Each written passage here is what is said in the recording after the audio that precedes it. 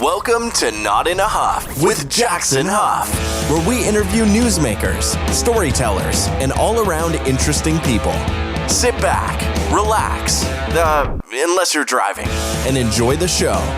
Here's Jackson.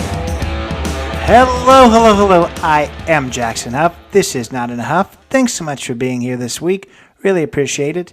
This week I'm interviewing Annette and Daniel Fortner. Now, Annette and Daniel, they are travelers. They have a YouTube channel called Chase for Adventure.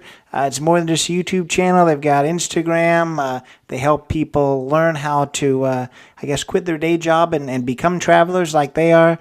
We'll talk a lot about it, but it's called Chase for Adventure, but they joke that it's a lot of misadventure. We talk a lot about their experiences, what made them, stop the 9-to-5 grind and go and travel, what made them start YouTube, and also, what success looks like with YouTube. They kind of go into more depth with the old question that I always like to ask, which is, what makes a successful YouTube video? Really enjoyed speaking with them. It's not a new announcement anymore, but Annette is pregnant with their first child, so we talk a little bit about what travel is going to look like now that they're going to be adding a little one. So it was a really great conversation. They are currently in Thailand, so we're going to talk a little bit about how COVID affected Thailand and just their overall adventure.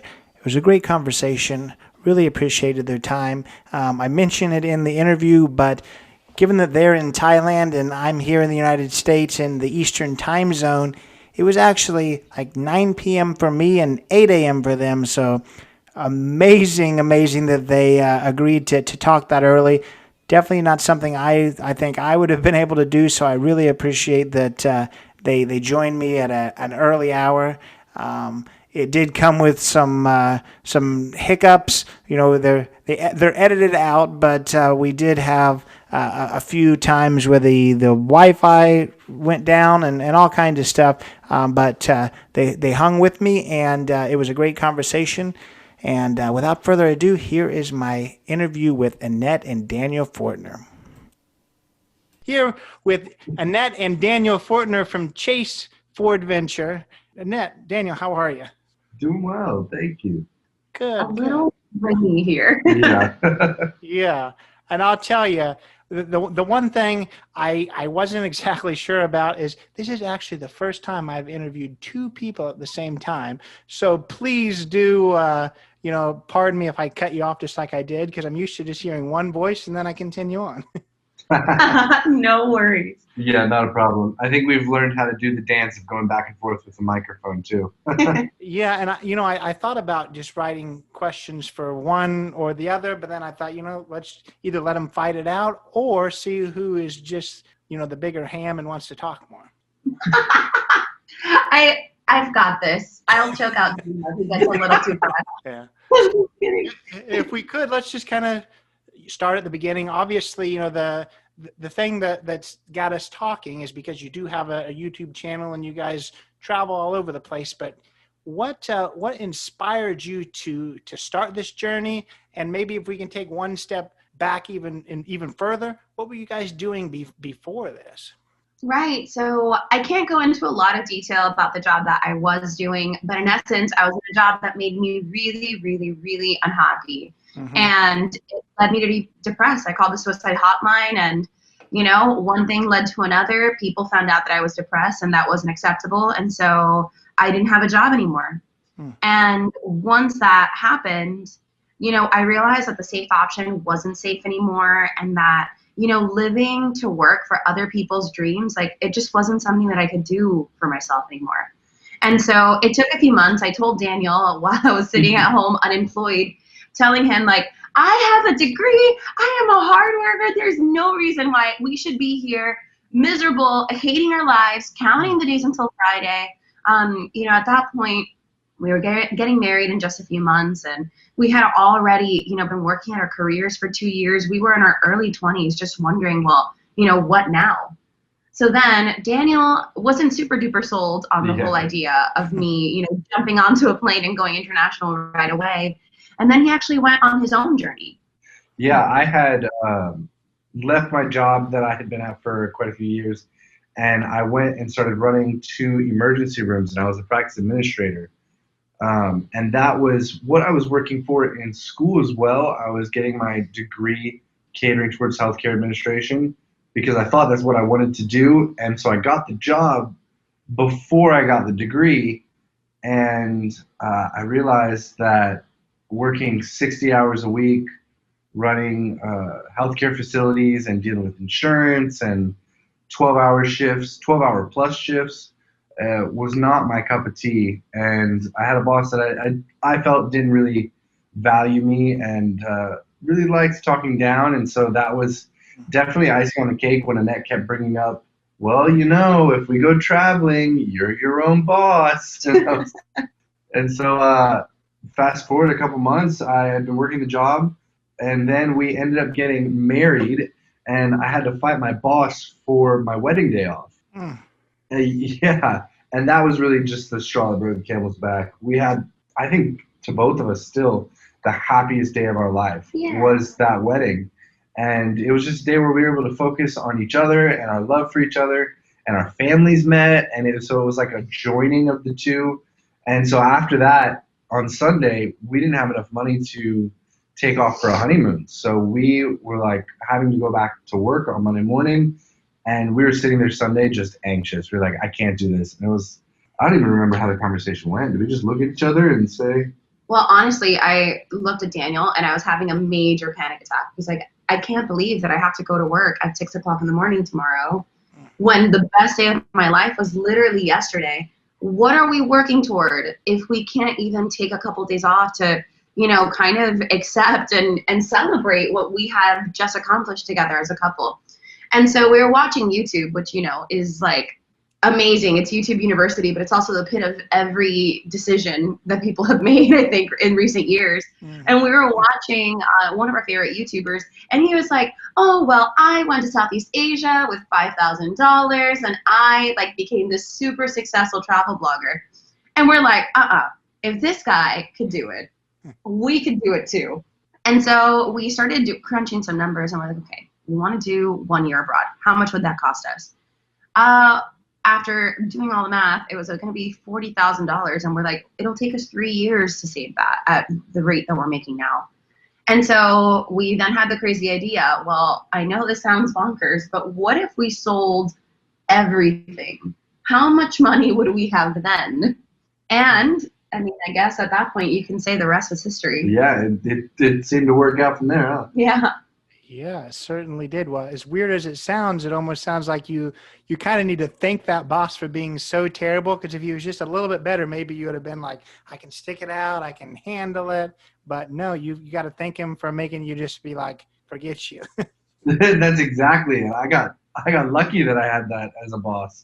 Yeah, I guess the old saying is you generally quit a boss, you don't quit the job. So that makes sense. And also, I work in higher education, so to hear that you went on, you got that degree, and then you didn't like the degree field, that's always my worst nightmare, that somebody goes and gets a degree and then when they actually get into the profession they don't like it. I hate that, so I hate to hear that. Oh, fair, and I completely understand. Thankfully, I was in a situation where I was still finishing my degree, and so I was actually able to change it to good what we're doing now. Right. Okay. I had been the one who had just gotten my degree, but my degree was in psychology, which, although is an awesome degree, I feel like I learned so much about, interpersonal skills, communication, tons of skills that, I still use today. As many people know, it's a job that you need more education if you ever wanted to work with clients or, open your own practice. And so for me, I had been offered the job right before I graduated also. And so I already had my job lined up. I was happy until I wasn't. And then, but you know what? Like you mentioned, you quit a boss, not a job. And at the end of the day, I'm so, so grateful for everybody that was in our path and gave us all of the difficult choices that we've had to make over the last 3 years, because they are the reason why I'm sitting on a beach in Thailand right now. Absolutely. I could be home stuck in quarantine. which we realized how, Yeah. slim the chance was for us to be doing the life that we are living now, and how normal and easy it would have been to be stuck at home. Right, right. Yeah, and I'm sure there's a lot of people just sitting at home. Every time I talk to a traveler, we talk about what made them make that leap. We've kind of already covered that. But what advice do you have to others? I would say just that we're like everybody else. We had full-time jobs, we had a home, cars, and you were going to be your only limiting factor, because we were our own limiting factor before we decided to do this lifestyle. We didn't think we could do it. We didn't know how people did it. But thankfully now, with the ease of access to the internet, you can actually do anything. My recommendation to them would be to just start. So many people dream, so little people do.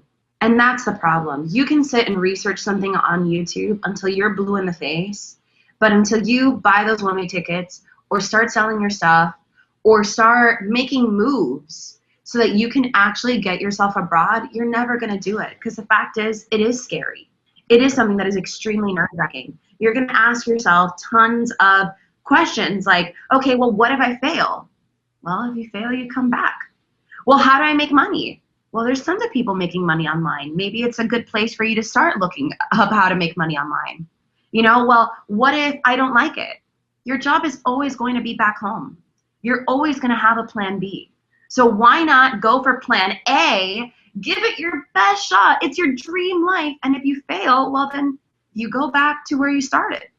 Right. I think that's huge, because I mean, when it comes to failing, really failing is just going back to what you're already doing. So it's not much different. So you might as well just try it. And I think that a lot of people will find, if they're actually dedicated to it, they will succeed. So we kind of jumped a little bit ahead, but you did mention, working from home or working remotely. Kind of what makes me want to bring up, the pandemic that we're living through. I think that a lot of people and a lot of companies have seen, for better or worse, that a lot of the work can be done remotely. They thought that they needed the brick and mortar. They thought that they needed people to actually come in the office, but they're seeing, 6 months down the road, their employees are still working from home. It's still possible. So, if you could speak a little bit more on that. I do think that a lot more companies are probably more, receptive to an employee that maybe it has a desk job, an office job now, to work remotely. You don't necessarily have to find a remote job, but sometimes you can make your job remote. Absolutely. Yeah, that's a great point. And now I'm really curious to see if anything goes back to a brick and mortar, because at the end of the day, along with everyone having been at home for 6 months, working from their couch, probably in their BJs, that saves the business a lot of money, not having to have a physical establishment. And I would even press back a little bit further. Before the pandemic, we had two friends that actually sold most of their stuff to come out traveling with us for a couple months, and none of us were really sure what was going to come of it. They were like, we'll just start traveling and let's see what happens, but I'm working a job that I don't like, and you guys are our friends, so who else are we going to learn from? So they actually came with us, and we taught them how to kind of like be full-time travelers. And they realized that the life wasn't for them, but one of them went back and approached his old job and was like, well, I know what I want to do and I know what I don't want to do. And he pretty much told his boss, like, I have all these skills, I'll work for you, but I want to work from home. And he went remote even before the pandemic. So I can only imagine now that there's a legitimate reason for the majority of people to be working from home. I don't see that changing. I think it's great. I mean, imagine the work-life balance, because that's a big reason why it's a draw for us. And being able to work from home is it allows us to spend time with each other. It allows us to work when we want and when we feel the most productive. And it allows us to realize that, you know what, maybe I'm just kind of running my head into a wall. Let me take a break, go for a walk, or go to my kitchen, or whatever it may be. Right. And also for those people who are currently at desk jobs that aren't remote, that are wondering, well, man, how do I pitch this idea to my boss? Like, they're never going to go for this.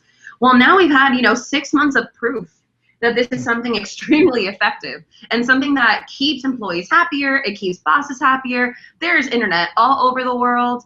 And so, I don't know. I feel that people have a lot more playing cards on their table than they think.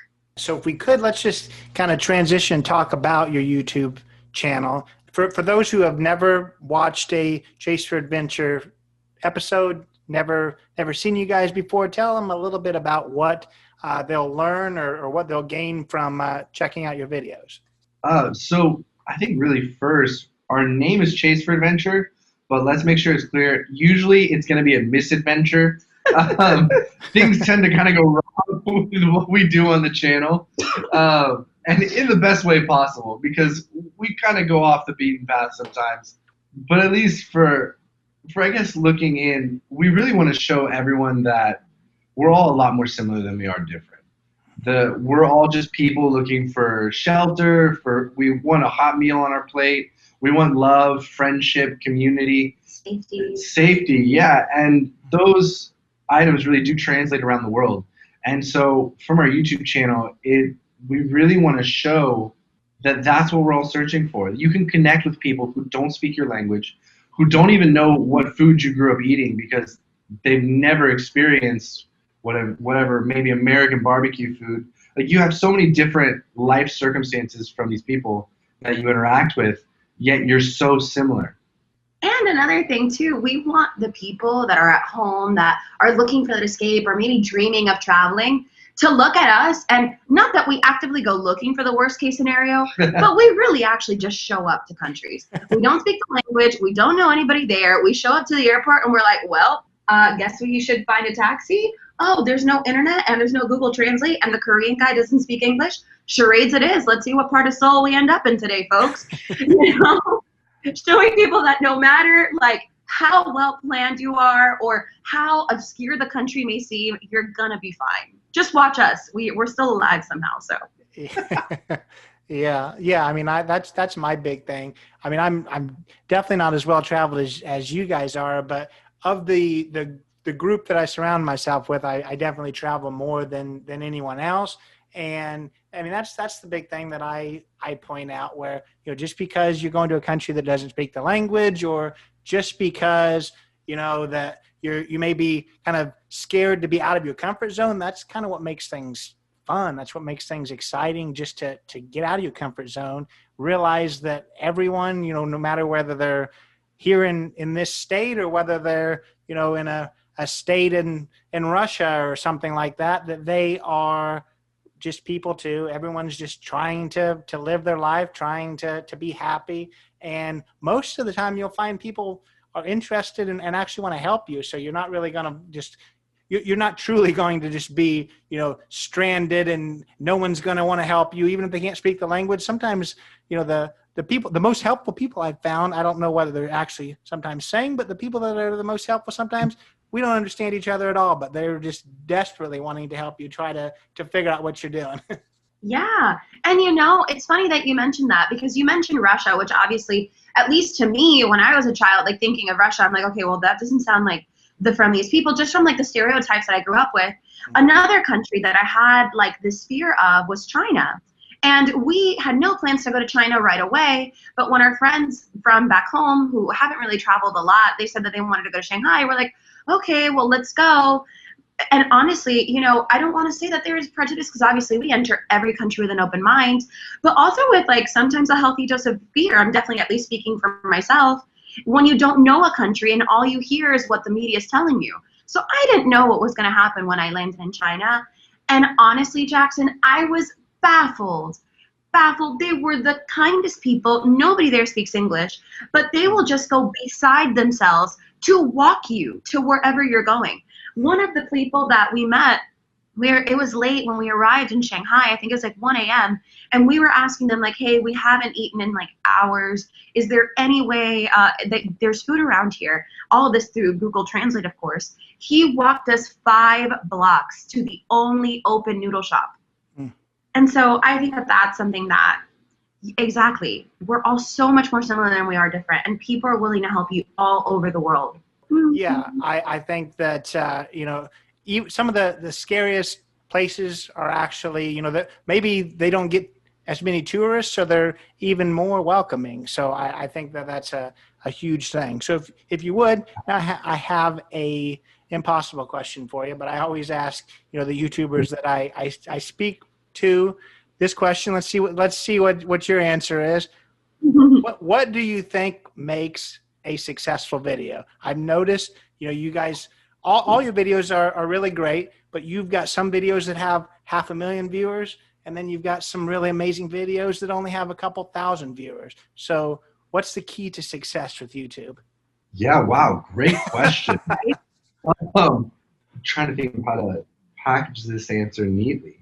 It's a bunch of different things. Yeah. Is something that we've realized. There's a lot of different items that go into it. For example, like even to just start at first glance of the video, when you look at the videos, as we've like grown in our YouTube journey, we realized that we wanted to brand our thumbnails.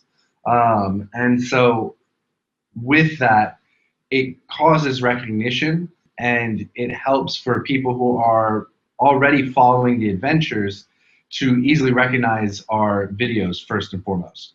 But there's everything from the thumbnail design to a click-through rate, which is like how enticing the individual or how enticed the individual feels to click through, down to the storyline and what we're going to be not filming, because we don't really like planning out the day very like rigidly, but we will know where we're going. We know the keywords that get searched online. So if we're hitting Shanghai, China, and Shanghai food China is a performing tag, well, we may just make sure that we film our lunch. And that way we're able to use a tag that gets searched very well. What else would you say? So I would definitely say, and this one might even be something that wasn't super obvious to us, was the country. Some people are interested in more countries than they are in others. Hence why, for example, if you go onto our channel and sort by most popular, India and the Philippines were 2 top performing countries. Why? Because India has 500 million people. They all speak English. Internet is widely available in that country. And there was a lot to show in India. We were able to show palaces and villages and gypsies and big cities. And so I think that creates also more interesting content. And also, for example, a lot of people would think that a video on Paris would do really well. But when you think about it, most of the people in the Western world, they already know what the Eiffel Tower looks like. They know that they should go and see the Arc of Triumph, and if they go to London, they need to go see the Big Ben. So there's really no sense to them in like looking up a YouTube video, what to do in London, because it's something you've been dreaming up since you were a child. But what to do in India, man, I don't know what India looks like. I've seen the Taj Mahal, but what else is there? And so I think it also plays into people's interests. Yeah. Well, I'll tell you, you guys gave, I'm just going to say it, I think you guys gave the best answer, the most technical answer. A lot of times people, they've just kind of said, oh, you just never know. That's something I wish I could figure out too. If I would just make all my videos, be, a million view video if I could figure out that answer. So I appreciate you that how in depth you went when we're talking about click rate and things like that. I think that's helpful for people who do want to start a YouTube channel. So you mentioned, in the very beginning of your YouTube journey that your plans was to travel for 5 years. So I know that's changed over, the course of time as things do. But if you would just kind of let us know what the future of your YouTube channel looks like.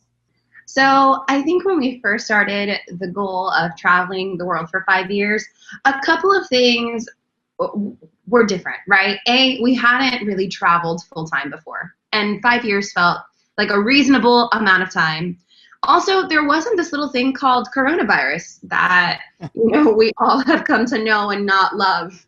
Yeah. And so we also, I think, in the journey of travel, realized that we love it.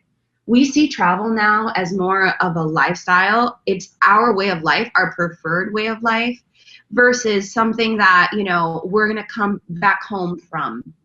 And so, to be honest, if you ask us now, I don't think that our travels are ever going to stop.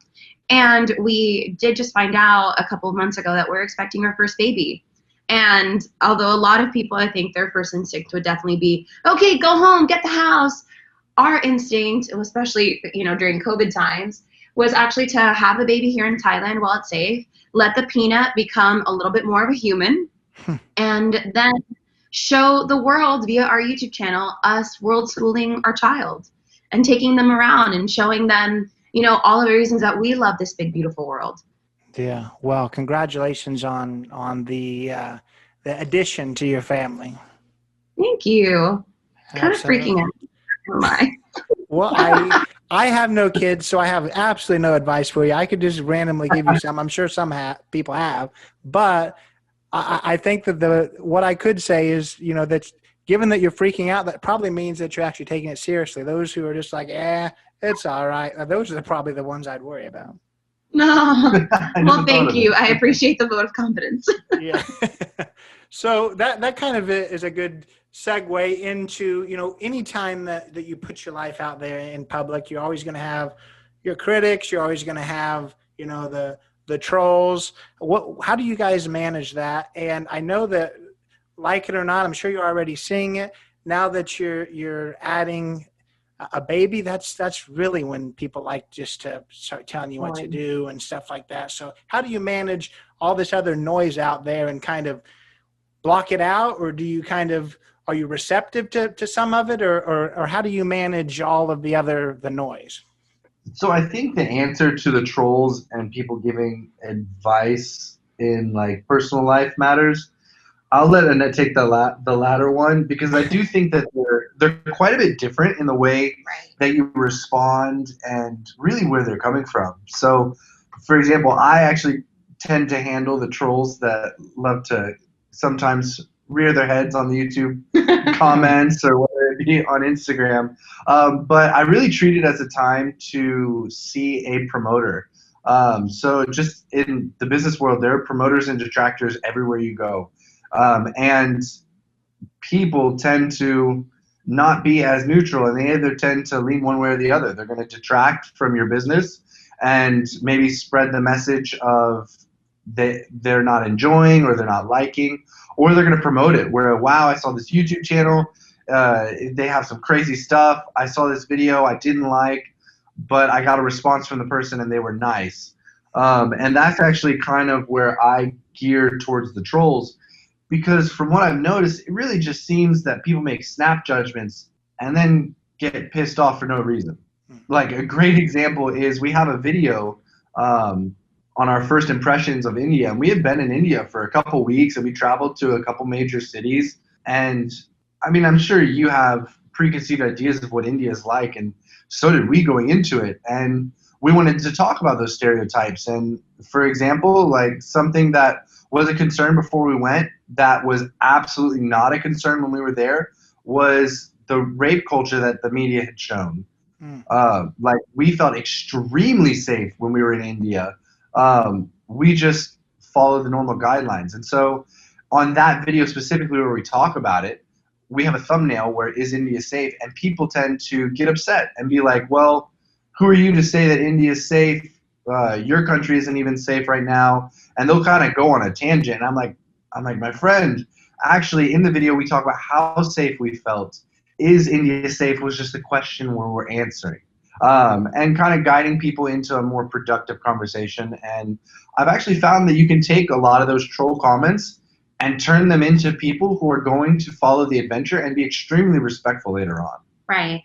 I think what happens with a lot of trolls, and I say this for, I think I could generalize even to every channel on YouTube, is they oftentimes believe that the creator won't see this comment, or that their comment, isn't going to touch someone or matter. And they sometimes when people see us on YouTube, they don't think that we're real people. They think that they have all of their own preconceived notions of who we are. Oh, these people just must be rich. They don't care about any of these people, not knowing that, we have remote jobs. We self-fund all of our travels.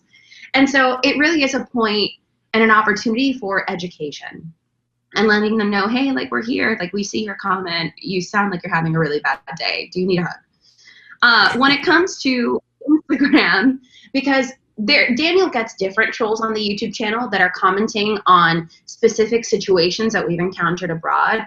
And on our Instagram, we get, and they're not even troll comments. It's almost like all of the uncles and aunties from around the world lecturing us of how we should live our life. But the alternative with that, and so those are more personal and like maybe disagreements that they have with like our philosophy on life, where with those people, I understand that it comes from a point of love almost always, and a point of abundance of caution almost always. They don't want to see anything bad happen to us. And so in those moments, that's when we take the opportunity also to let them know, like, hey, thank you so much. We are so grateful that we have an amazing community like you that cares. This is a lifestyle that we've chosen, and we understand that, this isn't something that everybody's going to agree with, but we're grateful to have you along in the journey either way. And now if people really super duper disagree with, things that we've done, like one time we went swimming with whale sharks in the Philippines, and there are some people who are very not about like zoos and not about, snorkeling and things like that interrupt like with wildlife. And I totally respect those people. But there are some people who got really nasty. And our response to them was like, listen, I completely understand where you're coming from. It is totally okay. And we respect our differing points of view on the subject. It does seem like this is a subject that triggers you. I recommend that you watch something else. We understand that this isn't a community for everybody. So that's how we handle it. Because there's trolls that are just trying to just stir things up, and some of them obviously you can convert. I like to hear that you've had success in that. But the ones that I feel like it would be harder to figure out how to speak with are those who aren't necessarily trolls, but the ones who are just worried about you and basically just trying to get you not to do what you love. So that I'm really happy to hear your perspective on that.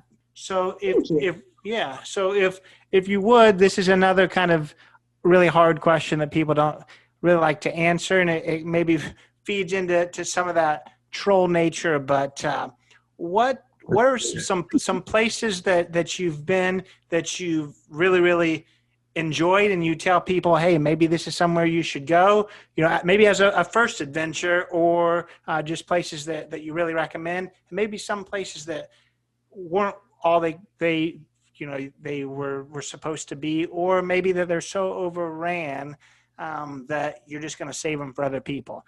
And that's a very long-winded way of saying what are your favorites and least favorite places, because people just don't like to answer that question. Right. Fair enough. That's a hard question, because each country I feel has its own gems and its own reasons for being there. As silly as it may sound, while I'm sitting here in Thailand, I'm going to preach the cause of Thailand because I have absolutely fallen in love with this country, the culture, the lifestyle that you can have here, and doing it all in paradise. It's really, I understand why there was so much tourist hype before COVID. It's a place where you can go into the mountains and be extremely secluded and have nothing but beautiful rolling hills and rice paddy fields that you're staring over. And then if you go to the south, which is only like, a 3-hour flight from total north to complete south. And then you're in the islands. You're seeing these enormous, hundreds of meters tall limestone cliffs with monkeys swinging off of it, and you have monitor lizards walking around. It's as if you just stepped into a rainforest. It's beautiful. Or Jurassic Park, honestly. Yeah. But now to talk about the more difficult one. And this is something that we've actually gotten a lot of heat for, because something that we also preach on our channel is authenticity. I'm not here to sell people on anything. If you are not happy with the fact that we're unhappy with a video, like, I'm sorry. We're going to tell you what our opinions are. And one of the countries where I was very culture shocked and very unhappy for the entire time that I was there was actually Vietnam. And I feel bad for saying this, because I've also heard so many other stories from other travelers saying that Vietnam was their favorite country. And also, I think that I went into Vietnam with a lot of naivety. I didn't know enough about the wars. I didn't know enough about the politics. I didn't know enough about the history. to be honest. And we decided that, great, let's go to Vietnam. We're going to go live in Hanoi for 3 months. So for people who don't know a whole lot about history, during the Vietnamese War, it was a civil war between Vietnam's north and Vietnam's south. The communist Ho Chi Minh in the north and, the democratic down in the south that the United States was trying to help defeat the north. Well, Hanoi won, which, as you guys, if you know anything about the Vietnam War, it was a very savage sort of situation. And the north of Vietnam had been ravaged not just by, the United States but other countries too. France, China, everybody was trying to invade and take over Hanoi.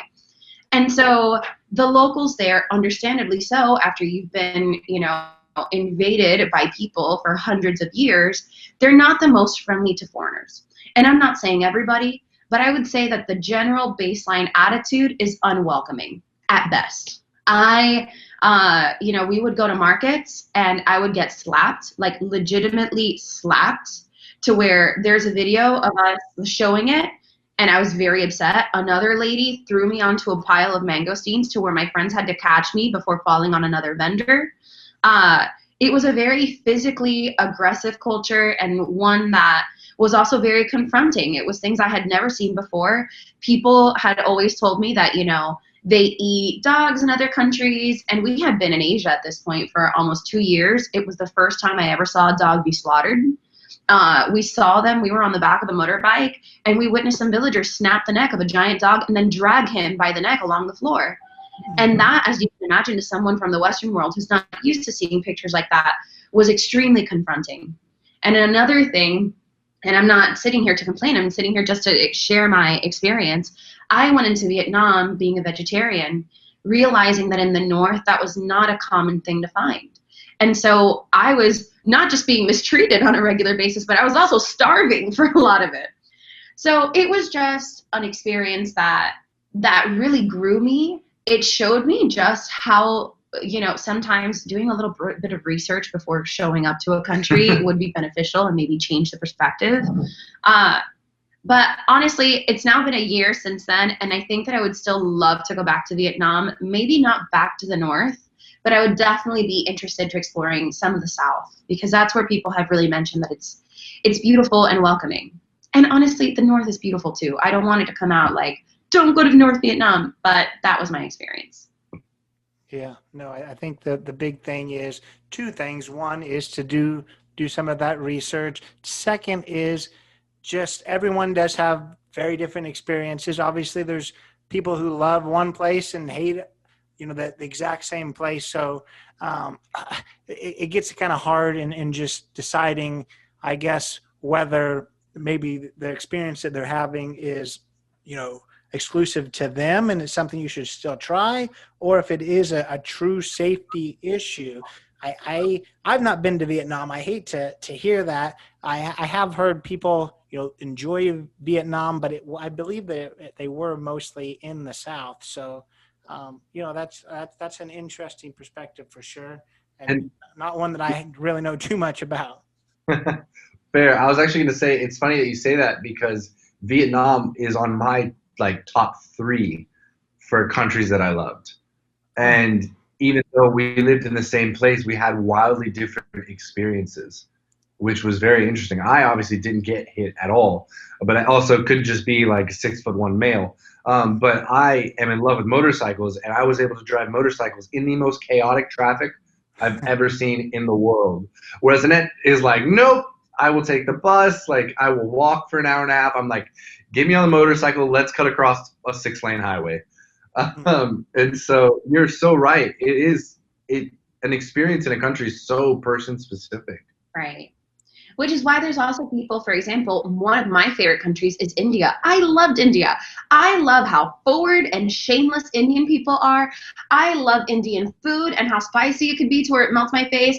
I'm okay with indigestion every now and then to eat from a street stall that has rats at the bottom. I don't mind the grunginess. I don't mind sitting on the floor with a villager in a random village in Pushkar. I don't need the super duper nice things. But there are some people who go to India, want to go visit a village and hate it. And I have to respect that, And Daniel, what do you agree with her there, or do you have a different perspective? No, I actually agree with her there. I can't wait to go back. We were planning on going back before the world kind of shut down. So Yeah. So how is COVID affecting your travels? I know you still are traveling. I not to give too much opinion, but I do think the region that you're in maybe took coronavirus as a little bit more serious and are actually getting back to normal rather than how we are here. So if you would just kind of tell us a little bit about how COVID is affecting your travels currently. yeah, absolutely. You actually said it well. Thailand handled the COVID situation impeccably, impeccably. We were shut down for minimal amount of time, and honestly, since they haven't allowed international travel and we've had no state transmitted COVID, life has been normal here. And that's been almost Uh, 6 months now. it shut down. It shut down for 2 months. Yeah, and so May. Oh What month yeah. are we on? Oh Oops. yeah. Okay, 6 so yeah, months. 6 months we've been living in Thailand as if nothing was wrong. Hmm.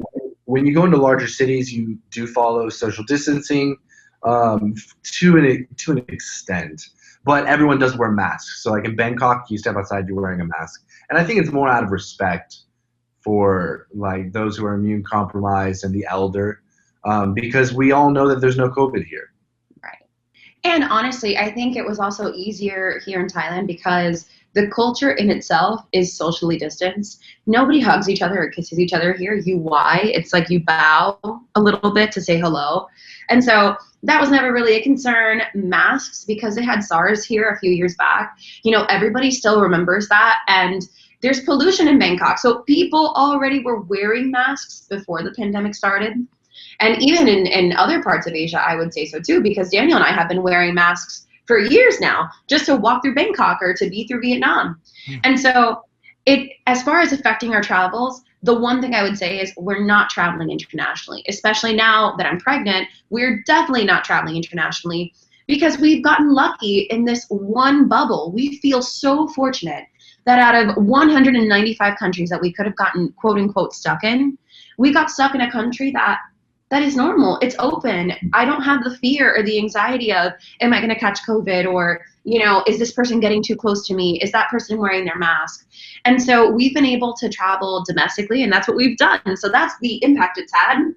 We have focused on full-on domestic travel in Thailand. We rented a car for a month, did a full month road trip from Bangkok through the South Islands, which was really special.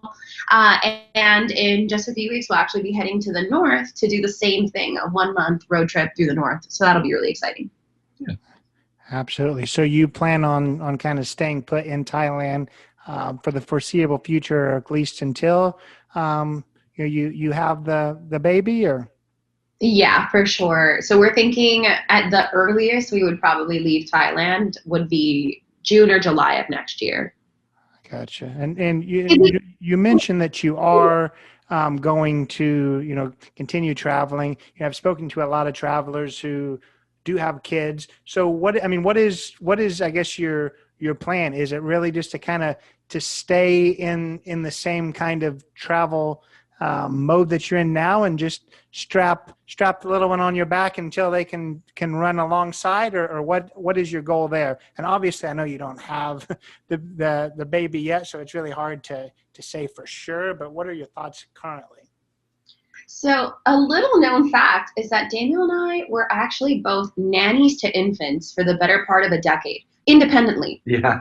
Actually, before we started traveling, one of the side jobs that I did was on days that I wasn't working, for 10 hours a day, I would watch 2 4-month-old infants. Oh, wow. Yeah, and do that for 10 hours. And so we have a lot of experience in childcare and are pretty confident in our abilities. And so we're really just going to strap the thing to our chest, keep going. Yeah. Really take on the approach of like, I don't know if we were all just meant to live stable, but it doesn't feel like that's how we were meant to live. And so we're definitely going to bring the little one along for the ride. Yeah. And I think also something that's really beneficial to Daniel and I's lifestyle is we don't plan anything. Literally, even right now, we extend every hotel stay that we have day by day. The max you'll see book is a week in advance. And so the way that we see it is like, okay, we bring a baby into the world. We're tired this week. Well, we extend another week. Oh, we don't want to leave for another 2 weeks. Well, we stay. Oh, you're ready to go tomorrow. Let's book some flights. And so it'll fit in perfectly to our already extremely flexible lifestyle, I think.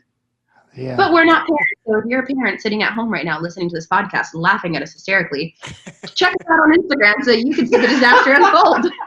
Yeah. Well, I don't know too much, but I have heard that, having a baby makes you add just a little bit of structure, but I don't know. I really don't know. I do know, though, I talked to a traveler recently who travels with their kids, and he mentioned that having kids and traveling with them was one of the best things that he could have done, because if you currently feel like maybe that you're not being as accepted in the community, having that kid, everyone loves kids. You're gonna get all kinds of people wanting to help you out because they wanted to talk to that kid. Yeah. And I'm so excited because our little baby's going to know so many little languages. I'm hoping they're going to be walking around and bowing at people going like, "Sawadee ka," That's awesome. And that's going to be quite the experience for the little one, for sure, to grow up that way. So they're in for quite the journey, just like you two have been on for several years. Right. And we're really excited about that. I was actually a preschool teacher before I started traveling. And my degree, even though, yes, it was in psychology, it was a lot of focus on child development. I wanted to be a marriage and family counselor. And knowing how kids learn and knowing that we're going to be able to offer that to our kid, like, let's learn about beaches by going to one. Let's go learn about clownfish by going snorkeling, or let me teach you about rivers and deltas by going and visiting one in North Thailand, or going to the Mekong River. Let's show you about history by taking you to this really cool temple. I think that is such a rich way to learn. And that's honestly why I love travel so much, was because I remember looking through books at my school library and seeing the Taj Mahal and going like, man, I would kill to be there and to be able to learn from there, and to be able to have a lifestyle where we could offer that to our kids. And not to mention just teaching them, but having the freedom and flexibility to where they can be our full-time jobs. We have really fully adopted the 4-hour work week, and we are in a fortunate situation to where after the baby's born, we're able to take, several months of time off just to focus on being parents. And, we know that not everybody can do that. And we're really excited that we're going to be able to offer that to our family. Absolutely. Yeah, that sounds amazing for sure. So I want to just ask you first, if people are listening to this and think, man, Daniel and Annette, they are people that I want to hear more from. How can people connect with you when it comes to your website, YouTube? We didn't get to your COVID face mask, but you can plug that as well if you want. But just let people know how they can connect and learn more. Well, thank you very much. We actually teach people how to become full-time travelers and become digital nomads. And so if they actually go on our website, www.chaseforadventure.com, we actually have a freebie right on the front page that is the 50 creative ways to make money while traveling the world. So if someone is listening to this and going like, man, like after this pandemic, I really need to get some backpacks and just do this, that is a great place to start if you have no idea. We also have tons of resources on, the digital nomad lifestyle, and also some difficulties that maybe people aren't realizing that we definitely didn't realize when we first entered the lifestyle. So that's one way. If they want to follow our adventures or misadventures, they can check out our YouTube channel, also called Chase for Adventure. And lastly, if you are more the Instagram type of person, we do daily live Instagram stories. So if you're wondering, I wonder where Annette are doing right now, I wonder if the baby is letting them sleep, that would be a great place to check us out too, also at Chase for Adventure. I like it for sure. And I really appreciate both of your time. Between having to use your phone for a YouTube hotspot, between speaking to me early in the morning, I would have never agreed to this at 8 a.m. I would have been like, no, I don't know whether I'm going to be asleep or not. So I appreciate that as well. But it's been a real pleasure. Thank you so much. Thank you so much for having us on, Jackson. It's been a blast. Absolutely. And that was my interview with the Chase for Adventure couple, Annette and Daniel Fortner. Really enjoy speaking with them. I'm sure you can hear the passion behind their travels, and it makes for a great YouTube channel. I've really enjoyed watching their misadventures and learning a lot more about them. Wish them the absolute best of luck with their new little one. It's getting close now at this point, so just lots of luck there. Hope you enjoyed it. Hope you learned something about how to make good YouTube videos, how to deal with the trolls, and a lot of other areas. Obviously, we got real for a minute when we talked about some of the struggles that Annette had in Vietnam. I wanted to include, I guess, some of the harsh nature, definitely the dog part, just because, that was her experience. Everyone does have different ones, but I thought it was important to hear hers. Hope you enjoyed the conversation. Maybe not that part exactly, but hope you learned something there. But hope you enjoyed the conversation. Really appreciate them speaking with me. Do check them out at chaseforadventure.com. Check out their YouTube channel. Follow them on Instagram. Do all of it. But thanks so much for being here. Hope to see you next time. And Scott, take it away. This has been Not in a Huff with Jackson Huff. Thank you for listening. Be sure to join us next time, where we will interview another amazing guest who is sure to make you laugh or make you think. Or, hey, maybe even both. But until then, keep being awesome.